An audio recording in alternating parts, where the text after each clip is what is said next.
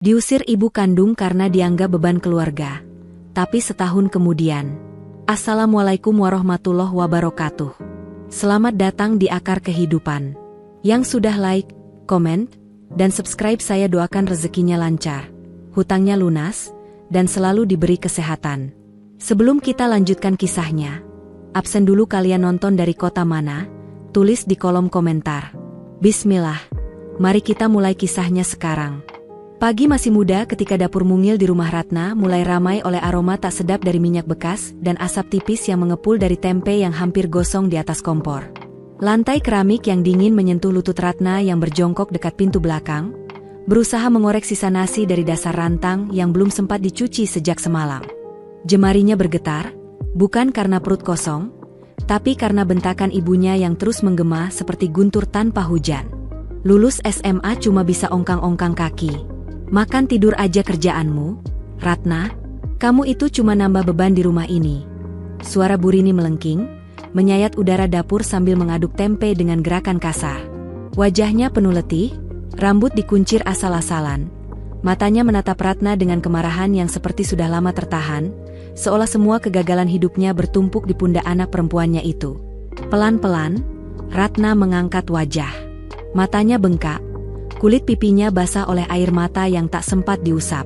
Ia mencoba berbicara, suaranya pelan dan parau.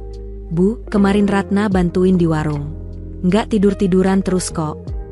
Bantu? Potong Bu Rini cepat. Nadanya tajam. Bantu apaan? Dapat receh berapa? 2.000? Bisa bayar air? Listrik?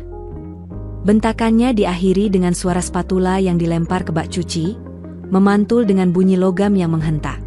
Di ruang depan, Pak Agus duduk membisu di kursi reot. Televisi di hadapannya mati, tapi ia tetap menatapnya, seperti mencari pelarian dari kenyataan. Rokok di tangannya masih menyala, dihisap dalam-dalam, tapi tak satu pun kata keluar dari mulutnya.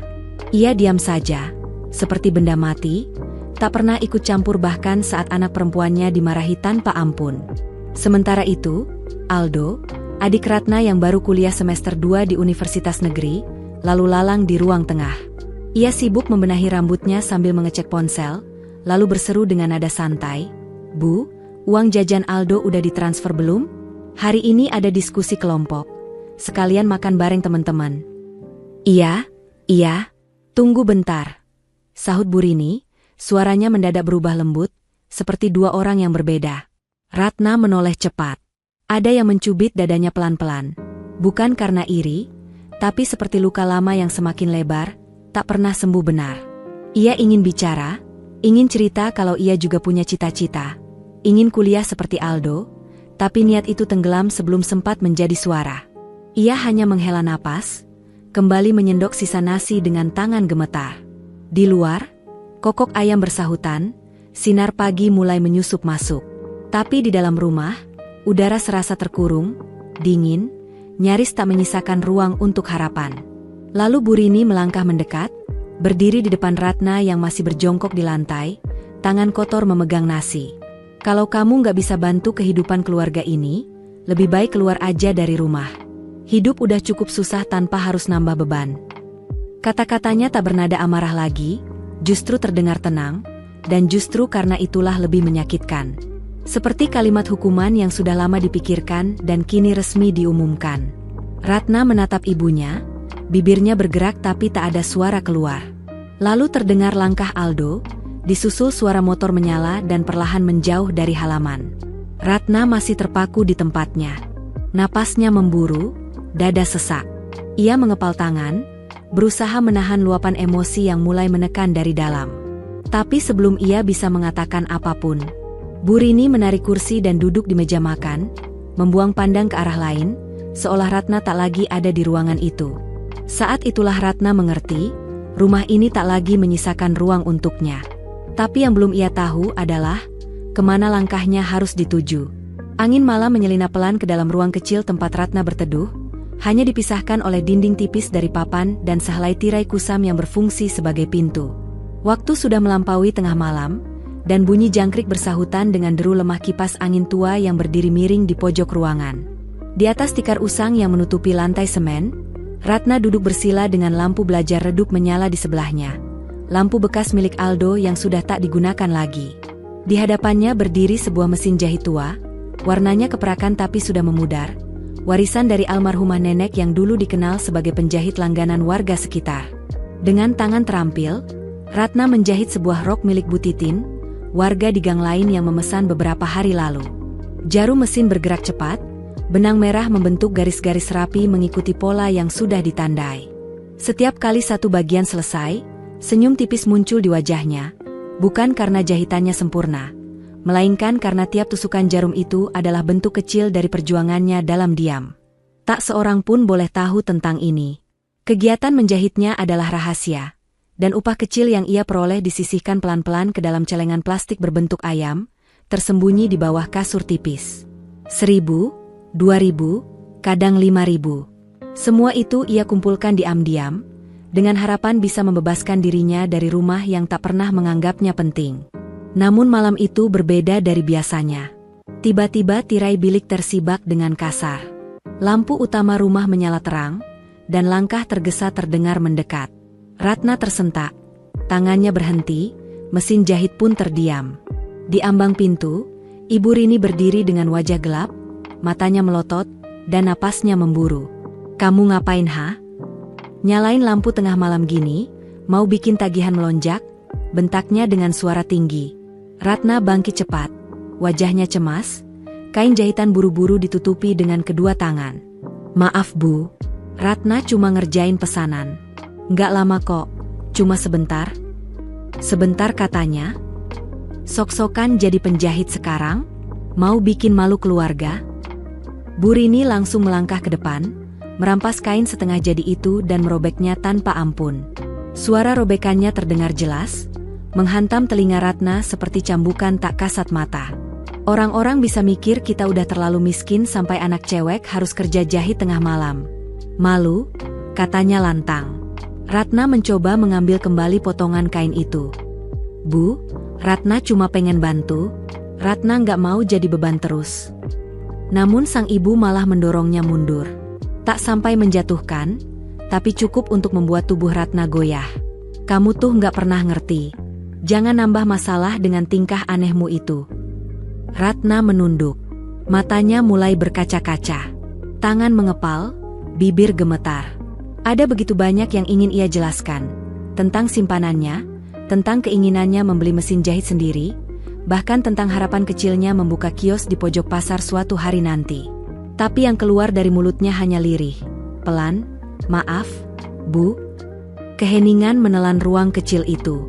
Bu Rini menarik napas panjang, membalikkan badan, lalu pergi tanpa menoleh. Tapi sebelum menghilang, ia meninggalkan kalimat yang menggantung, lebih dingin dari udara malam yang menyusup dari celah papan. "Mending kamu tidur aja, daripada sok kelihatan berguna." Lampu utama kembali padam. Tirai digerakkan paksa hingga mengayun, dan suara langkah perlahan menjauh.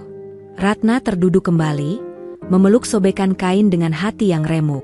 Ia membelainya perlahan, seperti anak kecil yang kehilangan sesuatu yang sangat dicintainya. Tapi jauh di dalam dirinya, sesuatu justru tumbuh. Sebuah keyakinan, bahwa satu-satunya yang tak boleh ia perbaiki dengan jahitan, adalah harga dirinya sendiri. Pagi itu langit tampak pucat dibalut awan tipis, sementara aroma tanah basah sisa hujan malam masih menggantung di udara. Kampung belum ramai, dan suasana masih sejuk saat Ratna kembali dari rumah Bu Lilis. Di tangannya, sebuah amplop kecil berisi upah menjahit 2 potong daster terasa hangat meski nilainya tak seberapa. Meski harus menempuh jalan kaki cukup jauh, langkahnya ringan, seakan setiap tapak adalah bukti kecil bahwa dirinya sanggup berdiri sendiri. 4 pesanan dalam 3 hari, bukan pencapaian besar, tapi cukup untuk menyalakan keyakinan bahwa dirinya lebih dari sekadar beban, seperti yang selama ini ditudingkan. Namun begitu ia sampai di halaman rumah, hatinya serasa dihempas. Di teras, 5 kantong plastik besar tergeletak sembarangan. Salah satunya robek, memperlihatkan pakaian-pakaiannya yang dilipat asal. Sandal-sandalnya berceceran dekat pagar, dan di antara tumpukan barang itu, celengan plastik berbentuk ayam tampak pecah dengan koin-koin berserakan di lantai semen. Udara pagi membawa aroma pahit yang aneh, bukan bau tanah atau embun, tapi bau pengusiran. Pintu rumah terbuka. Di ambangnya berdiri Ibu Rini, bersandar di kusen dengan tangan terlipat di dada, dagu mendongak, dan mata menatap tajam seperti menilai musuh. Tak ada sepatah kata sapaan, hanya pandangan yang menusuk seperti pisau tumpul. Mulai sekarang, jangan pernah balik lagi ke sini. Katamu bisa mandiri? Buktikan, katanya datar. Suaranya tenang, tak tinggi, justru karena itu terasa lebih menusuk. Tak ada teriakan, hanya keputusan dingin yang tak membuka ruang diskusi. Ratna terdiam, tubuhnya kaku seperti membatu. Matanya menyapu sekeliling, berharap menemukan bayangan ayah berdiri di belakang pintu dan bersuara. Tunggu dulu, jangan buru-buru, atau mungkin Aldo muncul dari kamar, bingung dan berkata, kenapa kakak disuruh pergi? Tapi tak ada siapa-siapa. Pak Agus duduk seperti biasa di depan televisi, menatap layar dengan wajah tanpa ekspresi, seolah tak ada apapun yang terjadi. Tak ada suara dari dalam rumah, sepi seperti kuburan. Ratna menunduk, menarik napas dalam-dalam, lalu perlahan melangkah ke arah tumpukan barang miliknya. Ia berjongkok, satu persatu memunguti bajunya, lalu meraup koin yang berserakan dengan telapak tangan. Pecahan celengan yang sudah tak bisa disatukan lagi ia genggam, seperti sedang menggenggam sisa-sisa harap. Tangannya gemetar, tapi matanya kering. Tak ada air mata, hanya hening yang berat. Dengan pelan, ia mengikat kelima kantong plastik itu menjadi satu, lalu mengangkatnya dengan susah payah. Ia berdiri kembali di depan ibunya, menatapnya lurus tanpa berkata apapun. Tak ada pelukan, tak ada ucapan perpisahan, tak ada satupun tangan yang mencoba menariknya kembali. Yang tersisa hanyalah sunyi, dan diam yang terasa lebih bising daripada teriakan. Ia melangkah keluar dari pekarangan yang selama 18 tahun ia sebut rumah. Langkahnya berat, bukan karena beban kantong di tangannya, tapi karena beban kesadaran bahwa tempat itu sudah lama tak memberinya kasih. Di mulut gang, seorang tetangga sempat menyapanya pelan, "Ratna, kamu mau kemana?" Ia hanya menoleh sebentar, mengangguk kecil, lalu kembali berjalan. Di tikungan terakhir sebelum rumah itu menghilang dari pandangan, Ratna sempat berhenti. Ia menoleh sekali lagi. Rumah itu terlihat sama seperti biasanya, namun kali ini terasa sangat asing, seperti bangunan kosong yang sudah lama ditinggalkan jiwa. Dan dalam diamnya, Ratna sadar, mulai saat itu, arah pulang tak lagi bernama rumah. Malam pertama di musola kecil itu menjadi malam terpanjang yang pernah dijalani Ratna. Gerimis turun sejak selesai maghrib, membuat lantai teras basah dan dingin. Tempat ia duduk memeluk erat 5 kantong plastik. Segala miliknya kini ada di dalam sana. Musola itu berada di sudut pasar yang sepi, dindingnya kusam, dan atap sengnya bergemerisik saat tertimpa hujan. Tak banyak yang memperhatikannya di sana, dan justru karena itulah ia merasa sedikit lebih tenang. Ia baru masuk setelah semua jemaah Isya pulang. Seorang penjaga musola tua, Pak Agus, sempat melirik dari sudut ruangan sebelum berkata pelan, "Kalau mau bermalam, pel dulu lantainya, ya. Sapu ada di belakang." Ratna mengangguk cepat. Matanya berkaca-kaca, suaranya nyaris tak terdengar saat mengucapkan terima kasih. Dengan sapu yang ia temukan di belakang, ia membersihkan lantai pelan-pelan, lalu mengepel dengan air dari ember kecil dekat kamar mandi. Angin malam menyusup dari sela jendela kayu yang tua, membuat tubuhnya menggigil. Tapi ketika akhirnya ia bisa merebahkan diri di atas sajadah tipis di pojok ruangan, matanya memandang langit-langit dengan senyum kecil. Setidaknya malam ini ia tak basah kuyup di jalanan. Pagi berikutnya, bahkan sebelum adzan subuh berkumandang, Ratna sudah bangun dan mulai membersihkan musola. Ia lalu duduk di belakang, membuka celengan kecil dan menghitung sisa uang dari hasil menjahit. Jumlahnya tak sampai 100.000. Tapi di sebelahnya tergeletak beberapa potong kain murah yang dibelinya. Warna coklat, biru tua, dan abu-abu. Duduk bersila di lantai dingin, ia mulai menggambar pola dengan pisau kecil yang dulu sering ia pakai untuk mengurai benang jahitan. Lalu seperti hari-hari sebelumnya, ia mulai menjahit satu demi satu, hanya dengan tangan. Siangnya, ia keluar ke pasar. Pakaian lusuh menempel di tubuhnya, rambutnya diikat asal, dan keringat menetes dari pelipis. Ia membawa 4 potong baju hasil jahitannya, menawarkan satu persatu ke lapak-lapak yang ada. Beberapa pedagang menolak sambil tersenyum kecut, sebagian bahkan mencibir. "Saingan pabrik nih, Ya, ujar seorang ibu sambil melipat daster yang dijajakan. Saat semangatnya hampir runtuh, seorang perempuan parubaya di dekat pintu keluar pasar memanggilnya. Sini, Mbak. Ini bikinan sendiri? Kok rapi begini? Dengan gugup, Ratna mengangguk. Iya, Bu. Jahit tangan. Bisa pesan sesuai ukuran juga. Perempuan itu memeriksa bagian dalam baju, memperhatikan rapi tidaknya sambungan benang, lalu mengangguk pelan. Oke, saya ambil satu dulu. Kalau cepat laku, minggu depan kamu balik lagi ya. Dari satu baju itulah, harapan mulai mengambil bentuk. Seminggu berselang, pesanan datang sebanyak 5 potong. Lalu meningkat jadi 20. Musola kecil itu berubah menjadi ruang kerja mini bagi Ratna. Ia menjahit siang malam, tidur hanya beberapa jam, dengan tangan melepuh dan mata yang perih karena terlalu lama menunduk. Tapi semangatnya seperti tak bisa dipadamkan. Ia mulai mengenal karakter kain, membaca pola potongan dari katalog-katalog bekas, dan berani membuat desain sederhana sendiri. Setiap lembar kain yang ia jahit seakan menutup luka-luka lama yang selama ini ia abaikan. Dan pada malam ketiga, saat angin kencang menyapu pasar dan listrik tiba-tiba padam, Ratna duduk berselimut gelap di pojok ruangan. Di pangkuannya, sehelai baju yang baru selesai ia jahit. Ia memeluknya seperti sesuatu yang rapuh tapi berharga. Malam itu, ia menangis untuk pertama kalinya sejak diusir. Tapi bukan karena kecewa atau takut, melainkan karena untuk pertama kalinya, ia merasa layak untuk bermimpi.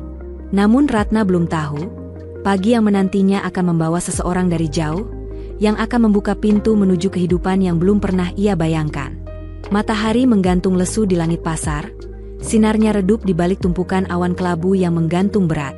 Udara sesak oleh bau anyir ikan asin, aroma keringat, dan asap rokok dari warung kopi di pinggir jalan. Di belakang lapak milik Bu Rini, Ratna duduk bersila, membereskan daster pesanan yang baru saja rampung diserahkan. Tangan kirinya memegang sepotong kain, sementara tangan kanannya menyelipkan label kecil bertuliskan, RS, lambang kecil dari seluruh usahanya. Belum sempat ia masukkan daster itu ke plastik bening, seorang perempuan muda muncul dari balik keramaian pasar. Perempuan itu tampak mencolok. Pakaian yang dikenakannya bersih dan terawat, hijabnya sederhana namun elegan, dan di tangannya menjuntai tas kulit yang jelas bukan dari kios manapun di sini. Ia mengambil salah satu daster buatan Ratna, dan memeriksanya dengan saksama. Ini siapa yang bikin, Bu? Tanyanya pada Bu Rini tanpa melepas pandang dari jahitan. Bu Rini menunjuk Ratna yang sedang menunduk di belakang. Itu, Mbak Ratna. Semua dia yang jahit sendiri. Perempuan itu melangkah mendekat. Ratna buru-buru berdiri, gugup, lalu menepuk celana lusuhnya yang berdebu. Saya, Bu, saya yang jahit, katanya pelan, nadanya hampir tak terdengar. Tapi alih-alih ragu, perempuan itu justru tersenyum. Senyum yang bukan sekadar basa-basi, tapi penuh rasa ingin tahu.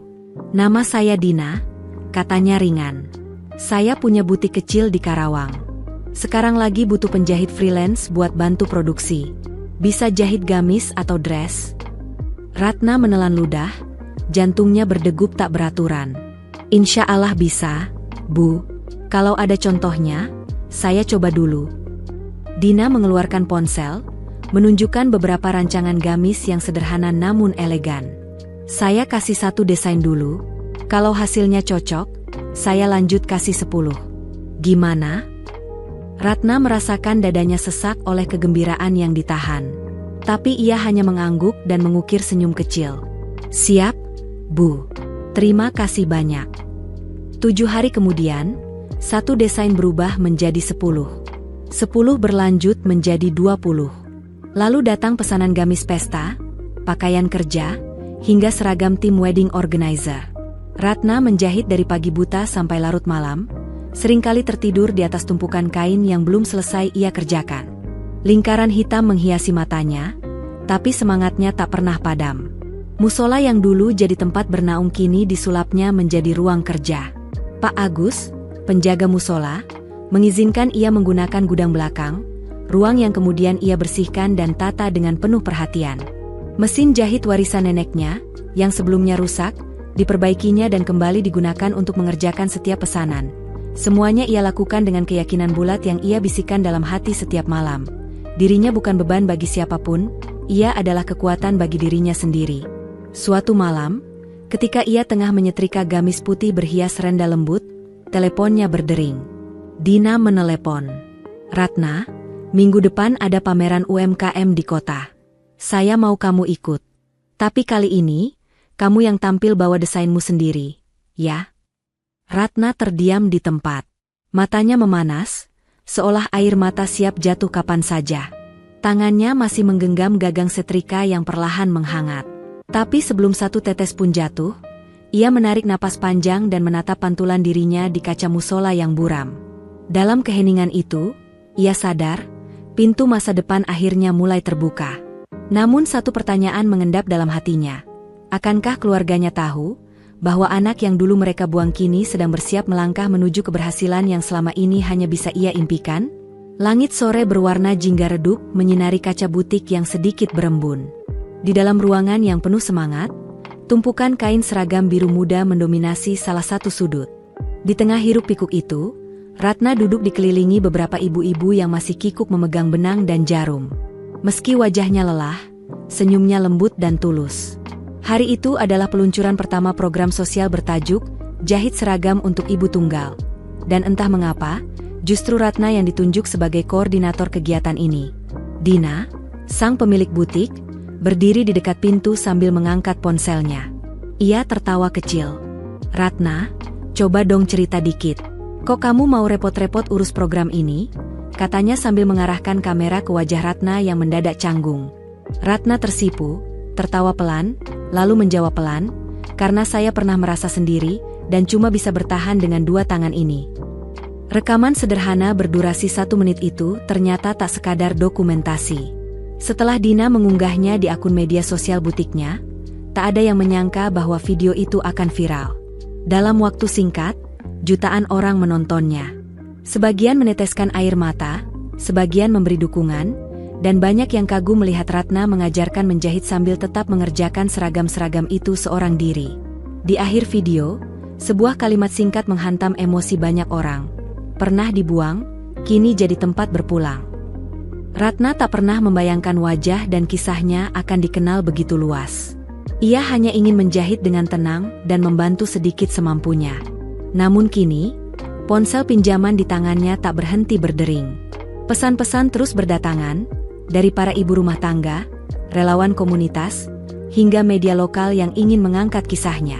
Suatu malam, di dalam gudang belakang musola yang kini menjadi ruang kerjanya, Ratna duduk menyendiri.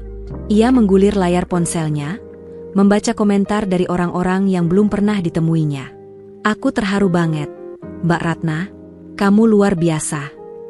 Terus semangat ya, Ratna, Tuhan sayang orang sekuat kamu." Tangannya bergetar. Tanpa suara, ia tutup wajahnya dengan kedua tangan, membiarkan air mata hangat jatuh satu persatu. Di sisi lain dinding, Pak Agus memperhatikan dari balik pintu yang sedikit terbuka. Ia mengenal gadis itu sejak awal datang. Berjalan pelan, tubuh kurus, pakaian lusuh, dan sorot mata kosong. Tapi malam ini, ia menyaksikan perubahan yang luar biasa. Seorang perempuan muda yang kini bersinar bukan karena sorotan kamera, tapi karena hatinya yang besar dan ketulusan yang menular. Pagi berikutnya, ketika Ratna membuka pintu butik seperti biasa, ia dikejutkan oleh kedatangan seorang pria berkemeja bersih, membawa selebaran berwarna mencolok. "Selamat pagi, Mbak Ratna. Kami dari komunitas perempuan mandiri. Ingin mengundang Mbak jadi pembicara di talk show kami. Kami ingin dengar kisah perjuangan Mbak." Ratna terpaku. Matanya menyapu setiap kata di selebaran itu. Ada getar di dada yang sulit dijelaskan. Ia tahu, ini bukan lagi sekadar menjahit atau mengajarkan keterampilan. Ini tentang cerita hidup yang mulai bergema, dan tentang keluarga yang dulu menolaknya. Belum tahu bahwa nama yang dulu mereka abaikan kini diteriakkan sebagai sumber inspirasi oleh ribuan jiwa. Awan kelabu menggantung rendah sejak pagi di desa kecil itu, seakan turut menyelimuti kemuraman yang merayap diam-diam dalam rumah reot bercat pudar. Dinding ruang tamunya yang dulu memajang foto keluarga kini penuh retakan dan noda lembab. Di atas meja kayu yang mulai goyah, tumpukan surat dari bank dan koperasi tersebar acak, beberapa sudah kusut dan menguning. Aldo duduk dengan bahu merosot, wajahnya tampak pucat dan lelah. Di tangannya tergenggam lembaran hasil sidang skripsi, tertera cap besar berwarna merah, ditolak terindikasi plagiat. Ibu udah nggak punya daya. Du, ucap ibunya pelan, nyaris seperti bisikan yang dibawa angin. Tatapannya menerawang keluar jendela, menembus halaman yang ditumbuhi rumput liar.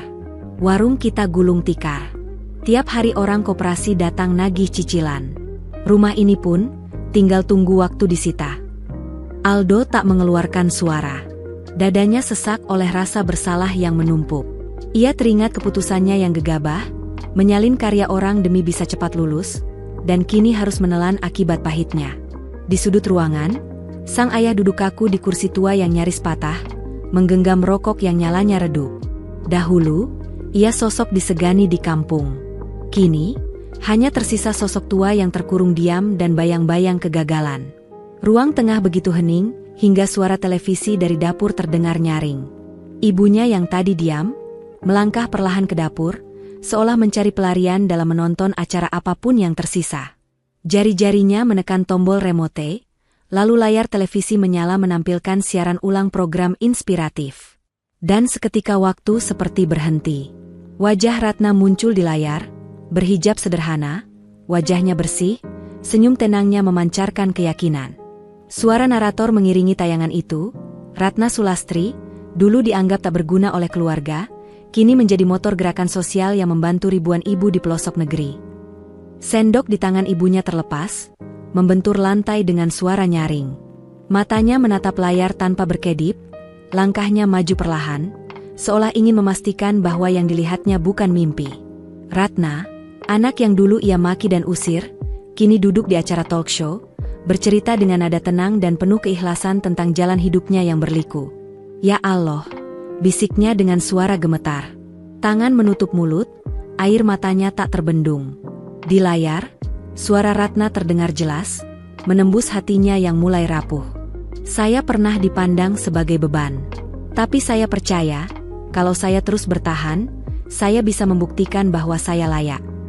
Tubuh wanita itu roboh perlahan ke lantai dapur.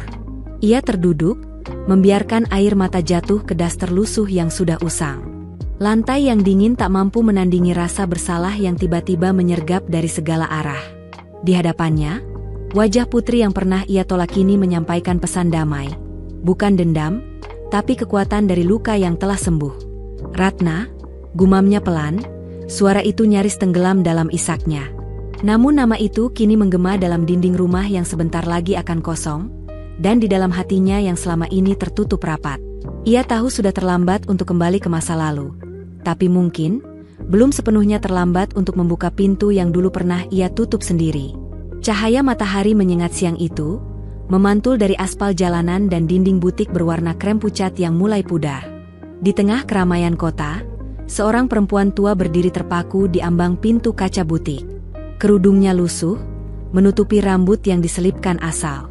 Wajahnya legam terkena panas hari, dan jemarinya menggenggam selembar kain coklat tua yang usang, dengan bekas hangus di salah satu ujungnya. Bukan sekadar potongan kain, itu adalah sisa kenangan, dan barangkali, bentuk diam dari penyesalan yang belum sempat terucap. Ia berdiri lama, ragu. Beberapa orang melirik heran saat melintas, membuatnya menunduk makin dalam. Ia berulang kali mencoba mengetuk pintu, namun tangannya tak pernah benar-benar menyentuh kaca. Saat ia hendak berbalik, pintu itu terbuka perlahan dari dalam. Seorang gadis berseragam butik menyambut dengan senyum hangat. Ibu Ratna, ya? Tanyanya dengan suara lembut yang membuat perempuan tua itu terpaku. Silakan masuk, Bu. Mbak Ratna ada di belakang, di ruang desain. Perempuan tua itu tampak terkejut. Matanya membulat, suaranya pelan, nyaris berbisik. Kamu tahu siapa saya? Gadis itu mengangguk. Mbak Ratna pernah tunjukin foto keluarga ke kami. Saya hafal wajah ibu. Langkah perempuan tua itu goyah saat menjejak lantai marmer butik yang dingin. Aroma kain baru memenuhi udara, wangi, bersih, dan asing. Setiap jengkal yang ia lalui seperti menyeret beban berat dari masa lalu. Tapi entah dari mana, hatinya mendorongnya untuk tetap maju. Di ruang belakang, Ratna berdiri membelakangi pintu. Ia mengenakan atasan biru muda dan celana longgar. Tubuhnya tegap, tatapannya fokus pada katalog di tangannya. Tapi ketika ia mendengar langkah perlahan mendekat, tubuhnya membeku. Ia menoleh, dan saat matanya menangkap sosok yang berdiri di ambang pintu, nafasnya tertahan. "Ibu?" katanya, nyaris tak terdengar. Wanita itu tak segera menjawab. Pandangannya menyapu seluruh ruangan sebelum akhirnya berhenti pada wajah anaknya. Wajah yang kini jauh lebih matang, lebih kuat, tapi tetap memancarkan kehangatan yang tak pernah berubah, meski waktu telah memisahkan mereka begitu lama. Dengan tangan gemetar, ia mengangkat kain yang dibawanya. "Ini, kain seragamu dulu. Pernah kebakar karena setrikaan, kamu marah, tapi akhirnya kamu jahit ulang. Pakai tanganmu sendiri. Entah kenapa, ibu simpan." Ratna memandangi kain itu dalam diam. Matanya kemudian beralih ke wajah ibunya. Ada begitu banyak hal yang ingin ia tanyakan, tapi semua membeku dalam dadanya. Luka yang lama belum sepenuhnya sembuh, tapi ada sesuatu yang lain muncul perlahan, kerinduan yang menyesakan. Tangannya sempat terulur, hendak menyentuh kain itu, namun berhenti di tengah udara. Ia menatap ibunya dalam-dalam. "Ibu kesini mau apa?" tanyanya pelan, seperti menahan emosi yang tak ingin meluap. Mulut wanita itu terbuka, namun tak ada suara yang keluar. Sebagai gantinya, air mata jatuh satu persatu di pipi tuanya. Di ruangan itu, waktu seolah berhenti. Hanya ada dua hati yang saling diam, menimbang, bertanya, apakah pintu yang pernah tertutup rapat masih bisa dibuka, atau mungkin masih ada celah kecil untuk kembali masuk dengan ketulusan yang terlambat. Di antara tumpukan katalog dan potongan kain yang tertata rapi di meja kerja, tangan seorang perempuan tua yang mulai menua menggenggam sehelai kain coklat kusam. Warna kain itu telah pudar oleh waktu, dan di salah satu ujungnya terlihat bekas hangus, seperti tersulut api kecil di masa lalu. Ia memandang kain itu sejenak sebelum menyodorkannya perlahan kepada Ratna. "Ini baju sekolahmu dulu, yang pernah ibu bakar," gumamnya, nyaris tak terdengar. Suaranya pecah, seolah kata-kata itu terlalu berat untuk dilafalkan. "Ibu menyesal, nak, ibu hilaf." Ucapannya melayang di udara seperti debu yang tak segera jatuh ke tanah. Suara yang dulu dikenal tajam dan keras kini begitu lembut, penuh luka, hampir tak utuh. Mata tuanya berkaca-kaca, hingga akhirnya air mata menetes, jatuh satu persatu tanpa bisa dicegah. Tangis itu pecah bukan karena kehilangan, tetapi karena kesadaran bahwa yang dulu ia tolak kini kembali, berdiri teguh sebagai seseorang yang tak mungkin lagi ia abaikan. Ratna tak bisa langsung bicara. Hatinya sesak. Ia memandangi kain tua di tangan ibunya, potongan kenangan pahit yang dulu menjadi alasannya pergi. Luka dari masa itu masih membekas, belum mengering sepenuhnya. Setiap kata yang dulu dilontarkan masih terpatri di ingatannya. Tapi kini, luka itu kembali menatapnya, meminta ampun, tanpa perisai, tanpa pembenaran. "Ibu," lirihnya, seperti gumaman yang ditelan waktu. Tangannya meraih kain itu perlahan, menyentuh bagian yang gosong, seolah ingin memastikan luka itu nyata. Lalu matanya naik, menatap wajah perempuan yang telah membawanya ke dunia tapi juga mengusirnya darinya. Ia melangkah maju, satu langkah, lalu dua. Perlahan, tangannya terangkat, gemetar, namun tetap bergerak, hingga akhirnya menyentuh bahu ringkih itu.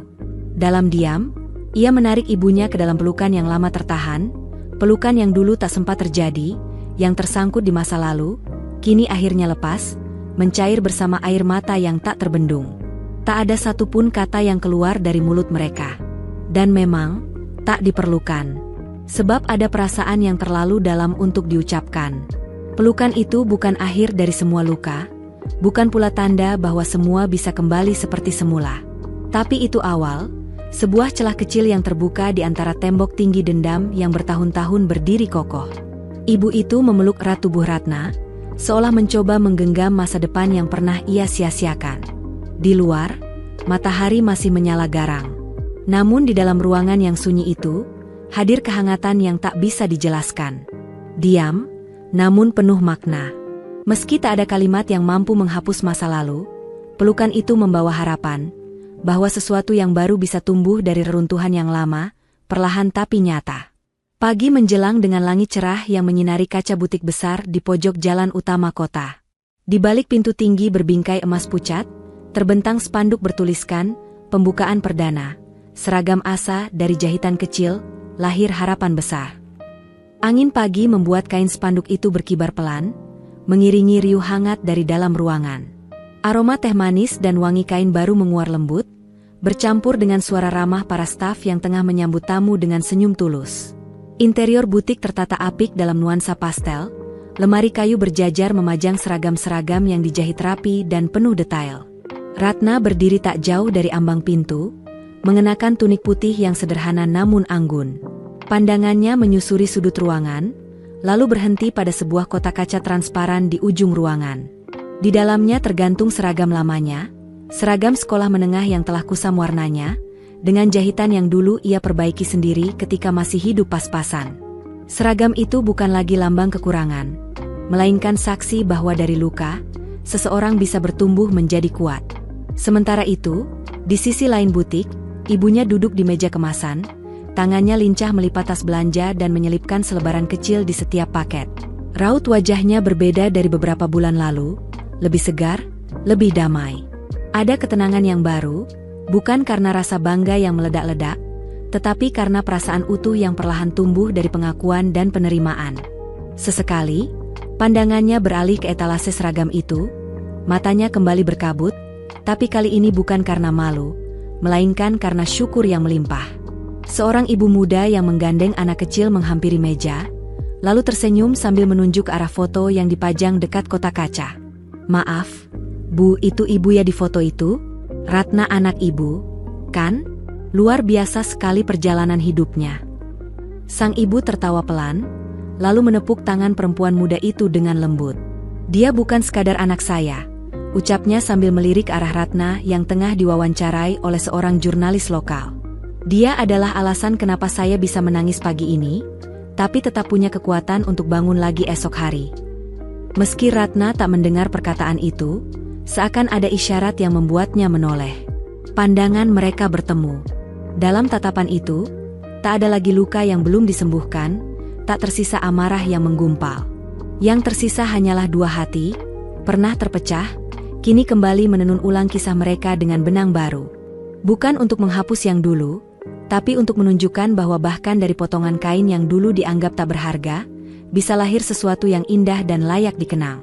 Di tengah butik yang kini dipenuhi tawa dan harapan baru, seragam tua itu tetap tergantung di kotaknya. Ia berdiri tak hanya sebagai kenangan, tapi sebagai lambang bahwa masa lalu, betapapun menyakitkan, bisa menjadi fondasi bagi harapan yang tak terduga. Terima kasih sudah menonton Akar Kehidupan. Jangan lupa like, komen, dan subscribe agar tidak ketinggalan kisah seru berikutnya. Sampai jumpa di video selanjutnya. Semoga hidup kita selalu diberkahi.